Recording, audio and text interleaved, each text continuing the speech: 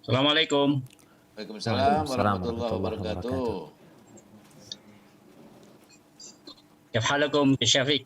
Ahlan wa sahlan, Masya Allah. Kabar Ustaz?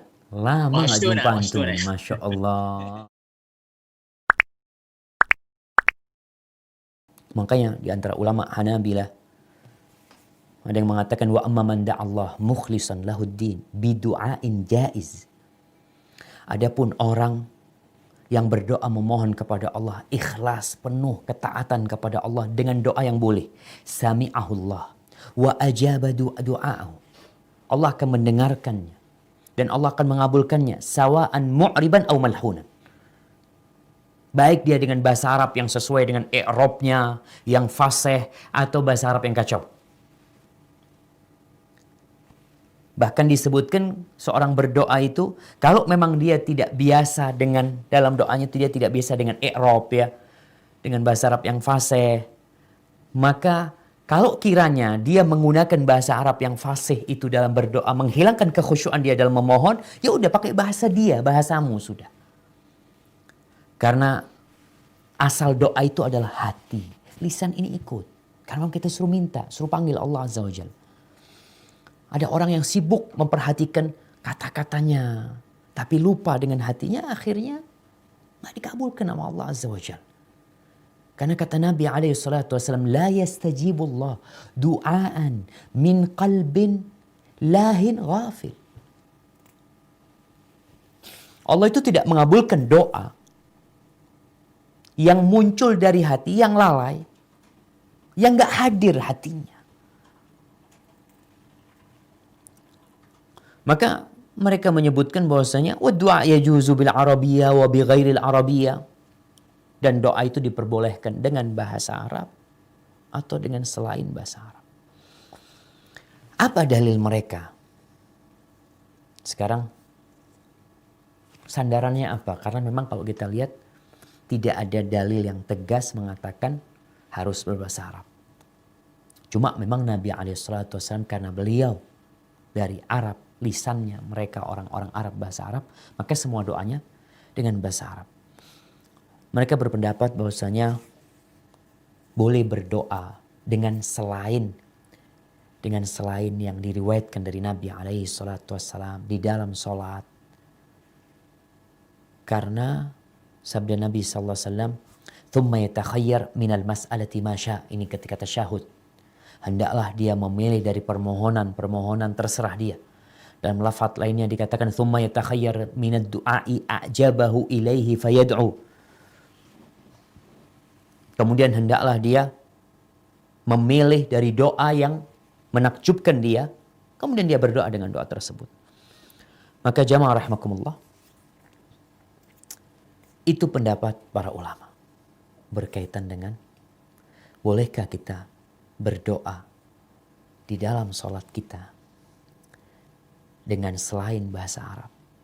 Orang India pakai bahasa India. Anda lihat pendapat mungkin yang lebih kuat di antara semua itu adalah yang membolehkan bagi yang tidak mampu. Maka berusahalah untuk jadi orang yang mampu. Kenapa? Karena muslim itu yang kuat lebih baik dan lebih dicintai Allah daripada mukmin yang lemah. Kata Nabi SAW, al-mu'minul qawi khairun wa ahabbu ilallah minal mu'minil dhaif. Seorang mukmin yang kuat imannya, yang pertama, kuat ilmunya, kuat ya ekonominya, yang lainnya. Tapi yang pertama kekuatan iman yang membuat dia kuat di segalanya. Karena kalau ekonomi kuat, tapi imannya gak kuat, dia bakhil. Tapi kalau imannya kuat, ekonominya lemah, dia berbagi dengan apa yang dia miliki. Tetap dia berbagi. Maka yang menjadi tolak ukur adalah kekuatan iman. Kekuatan iman ini akan mendorongmu untuk belajar bahasa Arab. Bahkan para ulama mengatakan al-arabiyyah minad din. Bahasa Arab itu termasuk dari agama. Bagian dari agama. Kenapa Quran kita berbahasa Arab? Jadi mukmin yang kuat lebih baik dan lebih dicintai Allah daripada mukmin yang lemah. Jadi ini pembahasan kita pada kesempatan kali ini yang berkaitan dengan doa di dalam sholat dengan selain bahasa Arab. Yang lebih hati-hati ya udah tadi anak katakan belajar. Tapi bagi yang nggak mampu, yang nggak bisa, kita udah ajarin nih baca doa ini. Iya, ini doa diajarkan Nabi SAW. Tapi anak punya permohonan sendiri Ustaz. Anak mau minta sesuatu. Anak punya anak ini durhaka sama anak Ustaz. Anak ingin mintakan buat dia. Dan gak bisa bahasa Arab dia. Maka silahkan dia berdoa dengan selain bahasa Arab. Dan orang Arab pun sebenarnya kalau bicara berdoa dengan selain ma'thur. Selain yang diriwayatkan dari Nabi SAW. Karena mereka orang Arab ya dia biasa doa. Mamanya Allahumma inni as'aluka NMAC. Mungkin kayak gitu kata Ustaz Yusuf. Minta NMAC. Allahumma inni as'aluka afanza. Dia minta apa? Doa yang diajarkan Nabi SAW. Tapi memang tadi Anda sampaikan. Doa yang terbaik adalah doa yang ma'thur dari Nabi SAW. Cuma kalau engkau punya keinginan tersendiri. Yang memang harus disampaikan kepada Allah. Dan kita tahu waktu mustajab ketika sujud.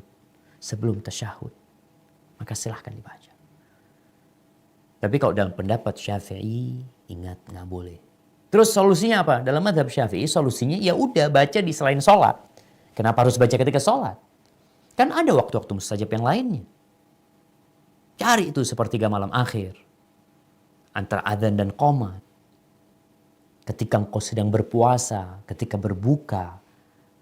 Ada waktu-waktu mustajab. Kenapa harus maksakan diri baca ketika sholat? Itu di dalam mazhab Syafi'i. Cuma Anda lihat pendapat yang membolehkan karena bagi orang-orang yang tidak mampu, ingat, yang tidak mampu, maka Anda rasa pendapat ini yang lebih pertengahan ya. Bagi yang mampu selesai sudah nggak boleh. Tapi kalau dia mampu silahkan. Hadza wallahu a'lam bishawab. Mungkin kita masuk ke sesi tanya jawab kalau memang ada yang ingin ditanyakan.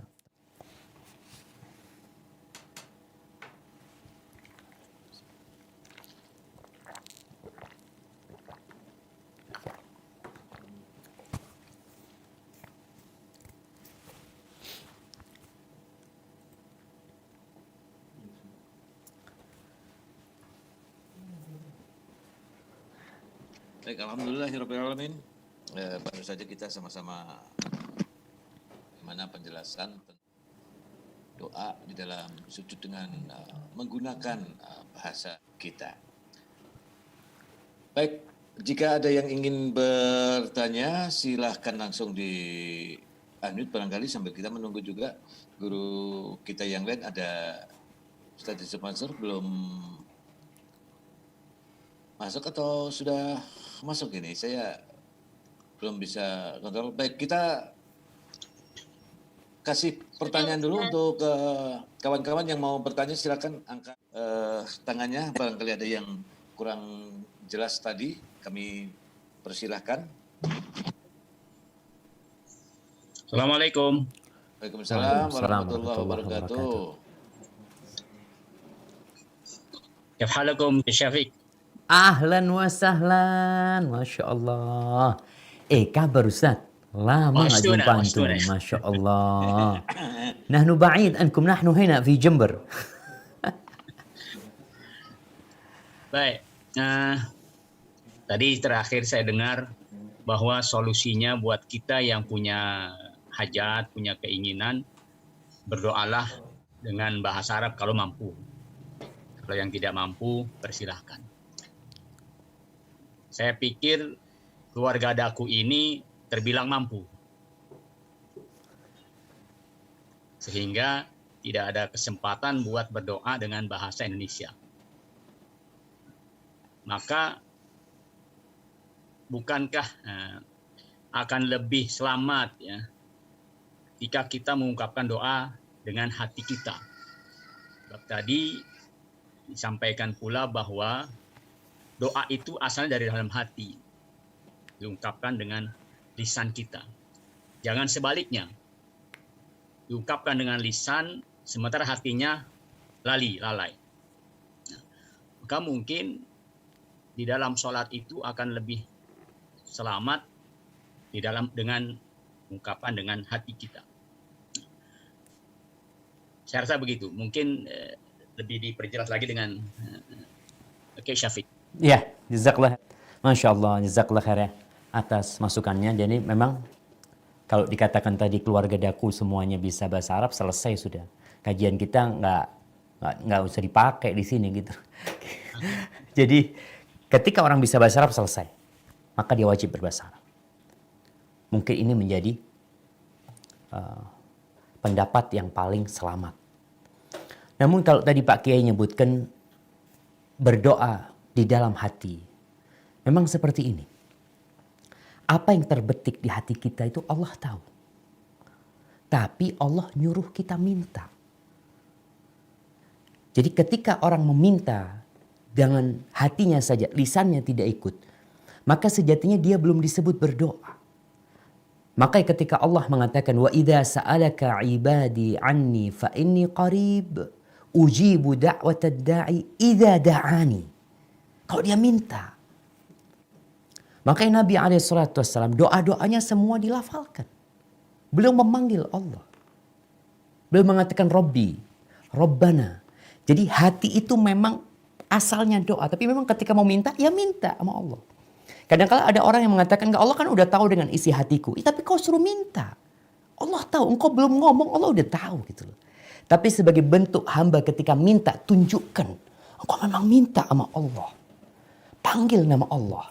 Panggil ya Rahman, ya Rahim, ya Malik. Jadi kalau dikatakan hanya yang terbetik di hati, mungkin kita nggak masuk dalam pembahasan kita sebenarnya mungkin Pak Yai seperti itu. Karena hal-hal yang terbetik di hati kita, kadang-kala kita baca Al-Fatihah, hatinya ada di pasar. Jadi dia membaca surat Al-Fatihah, hatinya ada di tempat lain seperti itu. Jadi kalau kiranya dia ketika itu hatinya meminta, tapi lisannya tidak meminta, berarti dia merenung sebenarnya pada waktu itu, bukan memohon. Tapi kalau meminta, memang Allah suruh, ud'uni, minta engkau, pinta. Panggil nama Allah Azza wa Jalla. Makanya kalau kita lihat doa-doa para nabi, bagaimana Nabi Zakaria dipanggil Allah Azza wa Jalla. Cuma memang pembahasannya kan tadi berkaitan dengan bahasa. Apakah bahasa Arab boleh atau nggak boleh. Memang kalau dalam mazhab Syafi'i, dan memang itu yang banyak dipakai di Indonesia, mereka berpendapat qaulan wahidan nggak boleh. Terus solusinya, jadi kalau solusinya mungkin bukan berdoa dalam hati ketika sujud. Tapi solusinya buat yang berpegang teguh dengan mazhab Syafi'i ini, maka doanya di selain sholat. Selesai sudah. Cari waktu-waktu mustajab yang lainnya gitu loh. Hada wallahu a'lam bishawab. Ya. Ya silakan Wi, yang lain kalau ada yang mau nanya Wi.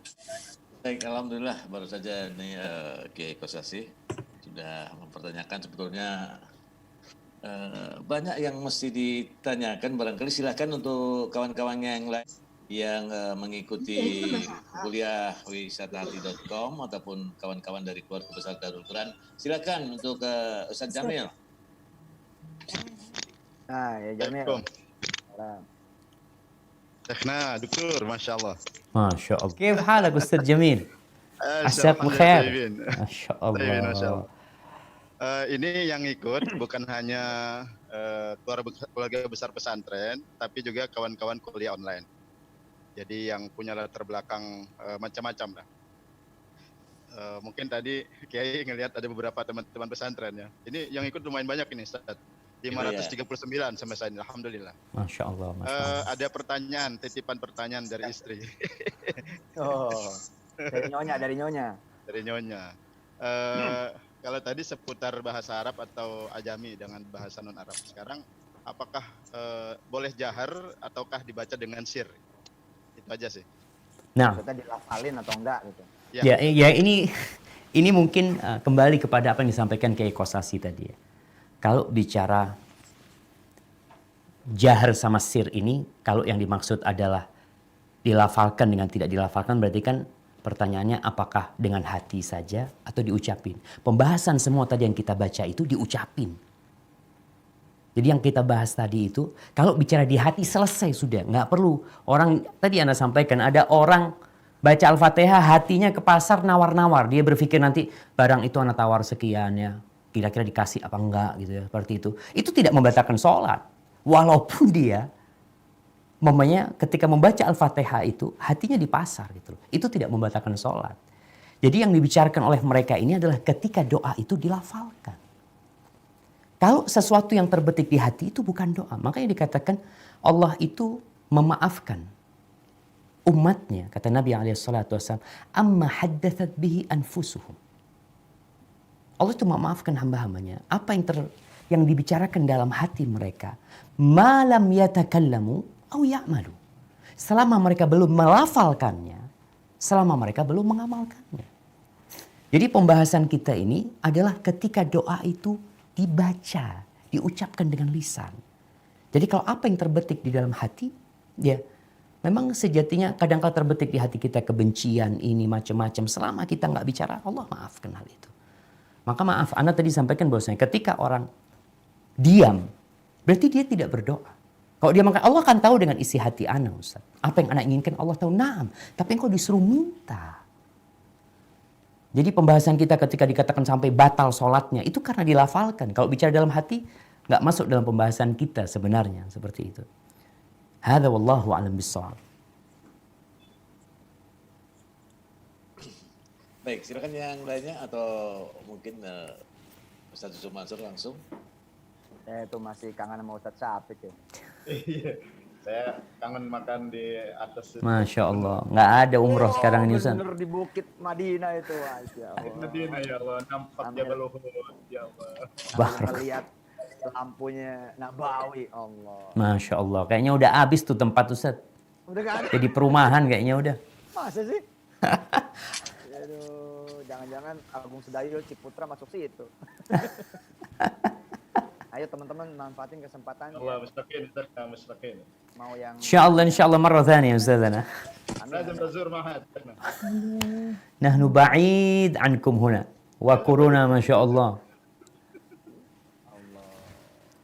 Baik, silakan untuk kawan-kawan yang lain, barangkali dari kawan-kawan yang biasa belajar di kuliahwisatahati.com, kami persilahkan. Jangan malu-malu, ini kesempatan yang sungguh luar biasa ya. Ada Ibu Siti Khadijah itu. Raise hand. Dari Salen Nurdin, Ustaz, di Karawang, boleh tanya. mangga Salam Nurdin silakan. Ya langsung. Terhormat Ustaz Syafiq dan Asatid yang dimuliakan Allah Subhanahu wa taala semua. Tadi disampaikan sekilas sumber bahwasannya tidak mesti harus waktu sholat, ada beberapa waktu mustajab gitu ya. Cuma ada sedikit fenomena yang diantaranya saya pernah hidup di Medan sekitar 13 tahun. Jadi ada hal yang unik yang saya perhatikan. Mungkin di beberapa daerah juga. Setelah maghrib di Medan itu di beberapa tempat tidak memberikan jeda untuk untuk berdoa setelah azan maghrib, tapi langsung di koma. Tapi di beberapa tempat seperti di Jawa Barat itu langsung ada waktu untuk berdoa. Ya mungkin mereka masing-masing punya alasan. Cuma terkadang ada juga santri ataupun dari pihak lain yang bertanya, kira-kira kalau seandainya muncul kembali pertanyaan tersebut, bagaimana menyikapi, mana yang terbaik, apakah di waktu maghrib itu mungkin yang beralasankan bahwasanya salil maghrib di waktu muasa atau bagaimana, atau apakah lebih baik diberi kesempatan untuk berdoa terlebih dahulu, kira-kira mana yang lebih baik? Mohon pencerahannya Ustaz. Siap. Barakallahu fikum. Baik jemaah. Sebelum Ana menjawab pertanyaan ini, kembali kepada pembahasan kita tentang berdoa dengan bahasa selain bahasa Arab di dalam sholat. Masalahnya seperti dari awal yang diungkapkan, memang ada khilaf di antara para ulama. Semua menguatkan pendapat yang mereka ikutin. Jadi kembali kepada kondisi kita. Kalau memang kita sudah mengkaji dan kita melihat ternyata pendapat yang lebih kuat adalah haram umpamanya, seperti pendapat Syafi'iyah, ya kita jangan. Tapi kita tetap perlu menghargai orang lain yang mungkin mereka lebih condong kepada pendapat Hambali umpamanya. Mereka mengikuti pendapat tersebut. Sehingga yang namanya al-ukhuwah al-islamiyah itu tidak sampai rusak gara-gara masalah yang memang ada ruang untuk beda pendapat. ada permasalahan-permasalahan yang tidak ada ruang untuk beda pendapat, maka selesai, kita nggak boleh khilaf. Tapi ada masalah-masalah yang memang ada ruang untuk beda pendapat, disinilah hati seorang muslim harus luas menerima saudaranya ketika mereka memilih pendapat yang lain, bukan karena asobiyah, bukan karena fanatik, tapi karena mereka ingin mengikuti kebenaran yang berdasarkan kitabullah dan sunnah Rasulullah SAW sesuai dengan apa yang diamalkan oleh para sahabat Nabi. Baik, pertanyaan yang tadi berkaitan dengan fenomena yang ada di beberapa masjid, memang habis adzan langsung qomat. Habis adzan maghrib maksudnya, langsung qomat. Tapi di masjid lain, mereka ada jeda waktu. Mana sebenarnya yang lebih utama?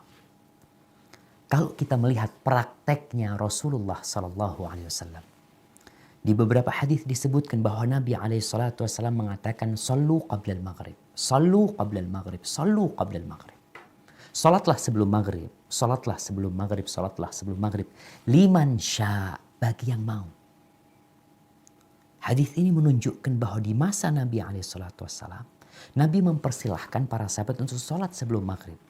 Yang namanya sebelum maghrib adalah sebelum pelaksanaan salat maghrib, tapi setelah tenggelamnya matahari, setelah masuknya waktu maghrib. Sampai diriwayatkan di Masjid Nabawi itu sebelum maghrib, itu para sahabat banyak yang salat. Mereka cari tiang-tiang, mereka cari sutroh, mereka pada sholat sebelum maghrib. Maka ini menunjukkan bahwasanya waktu sholat maghrib itu berakhir dengan masuknya waktu isya. Insya Allah hal ini dimaklumi oleh semuanya. Artinya waktu maghrib itu kapan berakhir? Ketika masuk waktu isya. Sebelum masuk waktu isya, masih waktunya maghrib. Namun jangan sampai kemudian kita memberikan jedah yang panjang sehingga memasuki waktu isya. Kalau kita lihat di beberapa masjid di bulan Ramadan, Masya Allah. Masjid-masjid yang sebelumnya nggak ngasih waktu, tapi kalau di bulan Ramadan mereka ngasih waktu. Karena untuk berbuka. Jadi apa alasannya ketika dia berpendapat waktunya nggak muasa sehingga dia langsung sholat, seharusnya di bulan Ramadan pun langsung dia sholat. Tapi ternyata di beberapa masjid mereka kasih waktu untuk berbuka. Dan waktu berbuka itu mungkin 4-5 menit di sebagian masjid ya. Ada yang mungkin 7 menit, ada yang 10 menit. Maka ana lihat untuk memberikan kesempatan melaksanakan beberapa sunnah yang memang bisa dikerjakan. Seperti sholat sebelum maghrib yang tidak masuk rawatib yang muakkada yang bisa dikerjakan oleh orang. Maka lebih baik dikasih kesempatan mereka untuk ya mau tidak mau jamaah. Ketika dikumandangkan adzan di masjid itu orang keluar dari rumahnya. Orang dengar adzan itu ambil wudu. Karena dia dipanggil. Tapi kalau ternyata di masjid tidak memberikan jeda waktu untuk dia berjalan kaki menuju ke masjid. Gak semua orang rumahnya dekat. Sehingga kalau semua masjid itu langsung qomat, orang-orang yang dari rumahnya masbuk terus mereka. Karena panggilan itu panggilan untuk ke masjid. Ketika mereka ke masjid udah masuk rakaat kedua. Karena memang tidak ada jeda waktu. Wallahu a'lam bishawab. Menurut ana ketika kita memberikan waktu yang cukup ya. Tapi tidak sampai terlambat karena memang waktu maghrib tidak seperti waktu sholat lainnya, insya Allah itu akan lebih baik. Hada wallahu a'lam bishawab. Baik, alhamdulillahirrahmanirrahim. Ini pada kesempatan sekarang ini saya ingin mencoba untuk membaca pertanyaan dari yang sudah masuk ini dari Widi. Assalamualaikum Ustadz. Saya dengan Widi. Ya. Kita batasi sampai 20.45 ya. 20.45. Satu bisa mungkin ada acara lain atau apa. Masya Allah. Bisa tidur Ustaz. Iya itu dia. Nah kalau beliau jam 9 udah harus tidur soalnya. Baik, ini pertanyaannya adalah apakah hukumnya jika kita berdoa dalam sujud terakhir dan kita menangis dalam doa tersebut? Apakah batal sholatnya Ustaz? Nah, barakallahu fikum. Ya. Ini berkaitan dengan doa dalam sujud terakhir. Perlu difahami bahwasanya Nabi SAW ketika mengatakan wa idza sajadtum fa'akthiru fihi minad du'a. Ketika kalian sujud, banyakin doa. Itu tidak khusus sujud terakhir. Karena Nabi mengatakan konteksnya kalau sedang kalian sujud di sholat itu, wa idza raka'tum fa'azzimu fihi rabb. Ketika ruku kalian agungkan Allah Azza wa Jalla. Ketika kalian sujud perbanyak doa di sana. Ini bukan berkaitan dengan sujud terakhir saja. Terus berkaitan dengan semua sujud kita. Makanya kalau kita melihat sholatnya Rasul Sallallahu Alaihi Wasallam, bagaimana beliau sholat? Ketika sujudnya itu hampir sama berdirinya. Berdirinya baca Al-Baqarah beliau alaihi salatu wassalam. Panjang kali sujud beliau. Ini rakaat pertama yang disebutkan dalam hadis Hudzaifah atau hadis Anas bin Malik, hadis Abdullah bin Abbas tentang bagaimana sujudnya Nabi alaihi salatu wasallam di rakaat pertama. Itu udah panjang sujudnya. Jadi ketika berdoa di dalam sujud, kemudian menangis, tapi tidak sampai menangis yang keluar suara-suara yang keras seperti itu, nggak ada masalah. Nabi SAW menangis. Sampai tadi dalam hadis yang awal kita sampaikan, bagaimana beliau menangis sampai membasahi jenggotnya, membasahi tempat sujudnya, tempat sholatnya Nabi SAW itu basah dengan air matanya. Yang penting ketika nangis tidak sampai teriak-teriak, lupa kalau sedang sholat. Engkau sedang sholat, engkau sedang dalam posisi sujud. Terus menangis memohon kepada Allah Azza wa Jalla. Nabi SAW ketika sholat pun beliau menangis. Abu Bakar Siddiq radhiyallahu anhu menangis ketika sholat. Maka sejatinya nggak masalah selama tidak mengeluarkan suara-suara yang bisa membatalkan sholatnya atau suara-suara yang di luar sholat, sebenarnya bacaan sholat, maka silakan kau membaca doa, menangis, tapi ingat bukan khusus di sujud terakhir, tapi di semua sujud. Namun memang ada orang yang mengkhususkan. Ketika dia mengkhususkan, akhirnya dia ini menyempitkan yang luas. Kenapa? Dalam sholat maghrib itu ada 6 sujud. Engkau bikin 1 aja berdoa. Padahal ada kesempatan 6 kali sujud engkau berdoa, tapi engkau bikin cuma sekali berdoa. Sehingga ajaran Nabi ini begitu luasnya. Maka jangan sampai kita menyempitkan apa yang diluaskan oleh Rasul Sallallahu Alaihi Wasallam. Berdoalah dalam semua sujud kita. Hadza wallahu a'lam bishawab. Nah. Baik, ini memang pertanyaan banyak sekali ini. Yang ada di yang di sini. Apakah ya Ibu Siti Hadijah mau bertanya tadi katanya? Oke. Iya, Ustadz. Terima kasih. Ini terakhir ya, Wi? Ya, baik.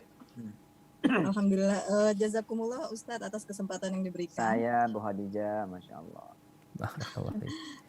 Pertanyaan saya mungkin agak sedikit awam Ustadz. Mungkin berkaitan dengan doa, tapi misalnya begini Ustadz, di sini di Indonesia kita kan banyak memakai mazhab Syafi'i. Kebetulan juga mungkin saya termasuk yang mengamalkan mazhab Syafi'i. Nah, ketika kita ke Mekah melakukan ibadah umroh, maka misalnya bersentuhan saja itu tidak apa-apa gitu, tidak harus mengambil wudhu seperti itu.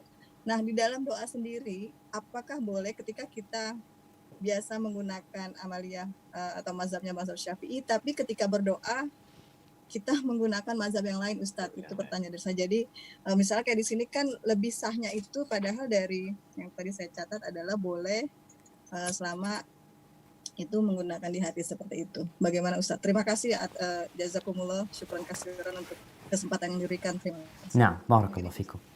Baik, madhab Syafi'i dalam masalah kita, madhab Syafi'i membagi doa jadi 2.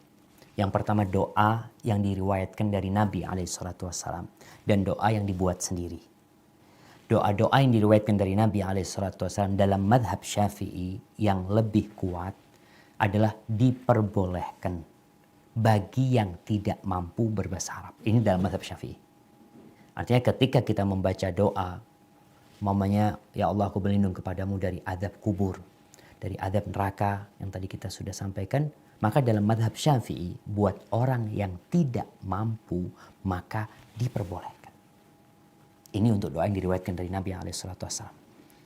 Adapun membuat doa sendiri bukan dari ajaran Nabi SAW, kemudian dibaca dalam selain bahasa Arab, maka dalam madhab Syafi'i tidak boleh. Ini pendapat Syafi'i. Baik, pertanyaan ibu ini, boleh nggak pindah madhab? Maka perlu dilihat apa alasan pindah madhabnya. Karena jangan sampai kita itu mengambil dari setiap madhab itu yang enak-enak aja. menurut nafsu kita. Anak kayaknya cocok sama madhab ini. Berangkat ke Mekah, aduh ini wudhu, anak harus wudhu terus. Enggak lah, anak mau pindah madhab Maliki atau madhab Hambali lah. Supaya tidak batal wudhunya. Kalau sekedar mencari kemudahan tanpa memperhitungkan kekuatan madhab tersebut secara dalil. Mamanya di Indonesia ada janda-janda ngelihat anak mau kawin, wali anak nggak memberikan izin, Ustaz. Ahsan anak pakai madhab Hanafi, kan boleh nikah tanpa wali buat janda. Akhirnya dia pindah ke madhab Hanafi hanya untuk mencari kesenangannya. Maka ini nggak boleh. Tapi kalau ketika dia melihat dia madhabnya Syafi'i secara amilnya, kemudian dia lihat dalam kondisi seperti ini, kok ana lebih condong kepada madhab Hambali umpamanya ya, karena memang kondisinya nggak mampu. Kemudian dia, karena orang awam ini nanti madhabnya itu adalah madhab ulamanya. Dia minta fatwa. Ketika dia mendapatkan fatwa dari ulamanya, karena dia tidak bisa mengkaji dalil, kemudian dia merasa hatinya srek kepada ulama tersebut, kemudian dia ambil madhab yang disampaikan oleh para ulama tersebut, nggak apa-apa buat dia. Nggak berdosa dia dalam kondisi seperti ini gitu loh. Bukan berarti kemudian dia juga dikatakan keluar dari madhab Syafi'i, karena dia memang orang awam. Yang dia ikut pendapat ulama. Dia minta fatwa disampaikan, ya sudah dia ikutin. Ketika dia tidak mampu untuk mengkaji. Maka nggak ada masalah insya Allah. Hadza wallahu a'lam bishawab. Allah. Ya. Oke. Cukup kali Pak Dwi. Nanti sesi biar kangen sama Ustaz Syafiq. Ntar kita minta lagi. Ini Kiai Kosase barusan melambaikan tangan. Oh iya silakan Kiai Kosasi, mangga. Masih perlu waktu sebetulnya nih. Masya Allah, Masya Allah. Fadal Pak E. Tapi nggak apa-apa lah. Ini waktu berharga. Pak Dokter, ini nampaknya kita perlu perlu pilih pendapat ini. Kalau tadi kan sudah disampaikan ini pendapat Imam Syafi'i, ini pendapat Imam Hanafi. Barangkali kami perlu kira-kira nih yang mana ya yang patut kita lakukan, kita jalankan.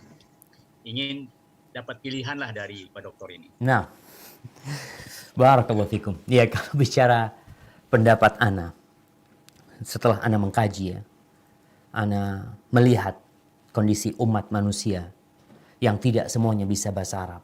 Yang pertama, mereka hendaklah belajar bahasa Arab. Artinya tetap seorang muslim itu dianjurkan untuk belajar bahasa Arab. Tunjukkan semangat dia untuk mengkaji agamanya.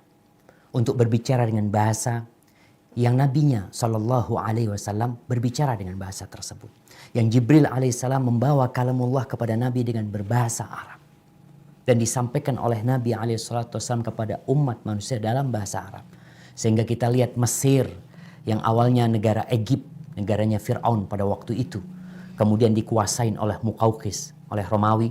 Jadi negeri Arab, berbahasa Arab mereka kemudian. Kemudian Maroko menjadi bahasa Arab. Sudan berbahasa Arab, Aljazair berbahasa Arab. Itu negeri-negeri Afrika, mereka berbahasa Arab gitu. Bagaimana kepedulian mereka dengan bahasa Arab? Ini mendorong kita untuk belajar bahasa Arab. Tapi kalau memang ada orang yang tidak mampu berbahasa Arab. Jadi kalau di Indonesia alhamdulillah banyak orang bisa ngaji. Banyak orang menghafal doa-doa Nabi SAW dalam bahasa Arab. Sehingga dia bisa membacanya dalam bahasa Arab. Tapi kalau memang ada orang yang tidak mampu berbahasa Arab. Dan dia punya keinginan. Dia memiliki keinginan yang dia nggak tahu harus dengan bahasa Arab. Tadi kita sampaikan kalau dirakit bahasa Arab akhirnya dia juga nggak paham. Dia sekedar mengulangi ucapan kata-kata yang dia tidak memahaminya. Sehingga tidak ada kekhusyuan pada diri dia. Maka anda lihat bagi orang yang tidak mampu. Tafadhol. Setelah dia berusaha. Kemudian dia tidak mampu. Anda rasa kita persilahkan dia untuk meminta, memohon kepada Allah Azza wa Jalla dalam bahasa dia. Dengan catatan dia tidak mampu. Yang mampu bahasa Arab. Apa gunanya belajar bahasa Arab? Karena Anda sedih. Terus terang Anda ini sedih sekali. Lulusan Timur Tengah itu banyak. Lulusan pesantren di Indonesia itu banyak. Tapi kenapa bahasa Arab tidak menjadi bahasa kedua di Indonesia ini? Kenapa Anda melihat di pesawat itu ada koran bahasa Mandarin. Tapi nggak ada koran bahasa Arab. Karena banyak orang-orang yang lulus dari Timur Tengah, di rumahnya nggak bahasa Arab. Di rumahnya. Dia belajar bahasa Arab 6 tahun di pesantren. Kuliah 4 tahun bahasa Arab. Sampai Indonesia, menikah, punya keluarga. Kenapa anaknya nggak diajar bahasa Arab? Diajak ngomong bahasa Arab. Diajak ngomong. Kita lihat tuh orang-orang yang lulusan Inggris, ya anaknya diajak bahasa Arab sama dia. Bahasa Inggris, afwan. Yang Cina diajak bahasa Mandarin, bisa bahasa Mandarin. Dan subhanallah anak-anak itu jamaah. Ketika umur di bawah 5 tahun. Itu secara penelitian dikatakan mereka bisa menguasai 10 bahasa tanpa kesulitan. Asalkan bukan dengan dipelajari, bukan dengan didengarkan. Makanya anak punya teman-teman di Medina itu anak-anak yang dari Bosnia, anaknya bisa bahasa Arab, bahasa Inggris, bahasa Bosnia, bahasa macam-macam. Subhanallah. Jadi ketika ada orang yang ngomong kepada dia dengan bahasa Bosnia, langsung berubah di bahasa. Ngomong bahasa Arab langsung jadi bahasa Arab. Ngomong bahasa Inggris langsung jadi bahasa Inggris. Kenapa? Karena orang tuanya membiasakan. Ingat bahasa Arab itu termasuk agama kita. Maka harapan anak, apa yang kita kaji ini, apalagi yang madhab Syafi'i ini seharusnya lebih takut lagi dia. Dia harus benar-benar bisa bahasa Arab. Dan negeri kita alhamdulillah madhabnya Syafi'i. Sehingga khutbah Jumat nanti bahasa Arab karena semuanya bisa bahasa Arab. Tapi kalau sekarang khutbahnya bahasa Arab, orang pulang nggak ngerti apa-apa jemaah. Nggak dapat apa-apa dia akhirnya. Hada wallahu a'lam bishawab ya. Jadi pendapat ana yang mungkin pendapat itu salah. Afwan. Ana melihat pendapat yang mengatakan bagi yang tidak mampu berbahasa Arab boleh dengan bahasa selain bahasa Arab. Ana lihat pendapat ini lebih kuat. Kenapa? Karena Allah mengatakan fattaqullaha mastata'tum. Bertakwalah kepada Allah sesuai dengan kemampuan kalian. La yukallifullahu nafsan illa wus'aha. Allah tidak membebani hambanya kecuali sesuai dengan kemampuan dia. Sampai sebagian ulama berpendapat kalau ada orang yang zikirnya nggak bisa bahasa Arab. Karena dia dari orang ajam sampai dia baca subhanallah alhamdulillah mau kesulitan dalam bahasa tersebut. Kalau tidak mampu mau gimana lagi? Jadi kondisinya orang yang tidak mampu. Kalau masih mampu belajar. Hadza wallahu a'lam. Mungkin seperti itu Pak Kiai. Itu pendapat ana dan tapi ana sudah menyampaikan silahkan yang bisa mengkaji yang mungkin mengikuti pendapat ulamanya ya silahkan diikutin kemudian dijalankan yang penting tetap menjaga hati untuk saling menghormati dan menghargai. Hadza wallahu a'lam. Cakep. Alhamdulillah. Jamil masih ngangkat tangan aja. Belum puas beliau. Ya oke, masih 3 menit.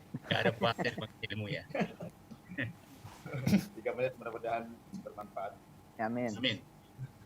Ini sih pertanyaan umum ya dari jamaah kita. Ustaz, boleh gak berdoa minta dunia sama Allah? Di mana? Di sujud atau di luar? Ketika sujud, Kiai. Nah, Oke. ya. Jadi subhanallah ya, Allah itu menyuruh kita berdoa. Ud'uni astajib lakum. Mintalah kepada aku, pasti aku kabulkan. Dan ternyata manusia itu terbagi menjadi 2. Sebagaimana disebutkan di surat Al-Baqarah, Allah mengatakan, "Faminan nas man yaqulu rabbana atina fid dunya wa ma lahum fil akhirati min khalaq." Ada orang-orang yang doanya hanya minta dunia. Hanya dunia yang dia minta. Maka di akhirat dia nggak dapat apa-apa. Wa minhum man yaqulu rabbana atina fid dunya hasanah wa fil akhirati hasanah wa qina adzabannar. Tapi ada di antara mereka yang permintaannya itu minta kebaikan dunia, minta kebaikan di akhirat dan minta dijauhkan dari api neraka. Kalau bicara ketika orang sujud, apa yang diminta? Bebas yang dia minta. Tapi jangan minta dunia saja. Karena dunia ini terlalu kecil, tapi kita perlu minta. Kenapa Nabi SAW minta? Sampai kita disuruh minta memperbaiki sandal kita rusak mau kita perbaiki, minta tolong sama Allah Azza wa Jalla. Jadi ketika sujud minta masalihad dunya wal akhirah. Jangan hanya minta kemaslahatan dunia saja. Kita itu kadang-kala panjang minta dunia 5 menit, minta akhirat 1 menit. Padahal kita mau hidup di dunia cuma 70 tahun. Kenapa antum panjang-panjang doanya minta dunia? Ingat dengan Fudail bin Abdullah bin Mubarak ya. Ketika dia minum air zam-zam. Kebanyakan orang kalau minum air zam-zam minta, ibu-ibu minta awet muda ya, minta sehat ya. Silahkan boleh minta kesehatan, minta rizki. Abdullah bin Mubarak ketika minum air zam-zam. Dia mengatakan, Allahumma ya Allah, sesungguhnya aku mendapatkan hadis dari guruku dari Ibn Abil Mawala, dari Jabir bin Abdullah, bahwa Nabimu SAW bersabda, ma'u zamzam lima syuribalahu. Air zamzam ini tergantung niat meminumnya. Allahumma fa inni ashrabuhu li dhama'i yaumil mahsyar. Ya Allah, aku minum air zamzam ini agar aku tidak kehausan di padang mahsyar. Dia memandang kepada hari yang panjang, yang satu hari sama dengan 1000 tahun. Maka kalau bicara ketika sujud minta maslahat dunia, tafadhal. Silahkan. Tapi jangan hanya minta maslahat dunia. Terlalu kecil dunia ini, jamaah. Mungkin seperti itu, Ustaz. Hadza wallahu a'lam Allahumma bissawab. inna nas'aluka NMAX. Itu loh. Cuma NMAX yang diminta, Ustaz. Ya Allah, berapa NMAX? Iya. Ya, ingat ceramahnya Ustaz Syafiq, Allahumma inna nas'aluka NMAX. Waduh, jangan cuma NMAX katanya. Minta anak yang hafiz. Gitu. Masya Allah, Masya Allah. Boleh NMAX diminta, tapi hafiznya jangan lupa. Masya Allah, Masya Allah. Dan minta belinya pakai duit yang halal. Pak Dwi, kelihatannya kita nggak akan pernah cukup nih dengan Ustaz Cukup, Syafiq. iya. Banyak sekali Tapi kita harus cukupkan. Terima kasih banyak Ustaz Syafiq. Mudah-mudahan Allah ridha sama antum, sama keluarga, dan sama yang bersama antum. Doain kami nih biar terus belajar dan tidak pernah berhenti belajar. Jazakallah khair, Itu, Ustaz. Haji Dwi, ya kita minta langsung Ustaz Syafiq berdoa buat kita semua. Allahu Iya, Akbar. kami persilakan. Di doa, Ustaz. Ya, kalau doa Nabi SAW yang Nabi sering baca di majelisnya. Beliau hampir jarang meninggalkan majelis kecuali telah mendoakan para sahabatnya. Beliau mengatakan, Allahumma qsim lana min khasyatika ma tahulu bihi bainana wa baina ma'asik. Wa min ta'atika ma tuballighuna bihi jannatak. Wa min al-yaqini ma tuhawwinu bihi alaina masa'ib ad-dunya. Wa matti'na bi asma'ina wa absarina wa quwwatina ma ahyaytana.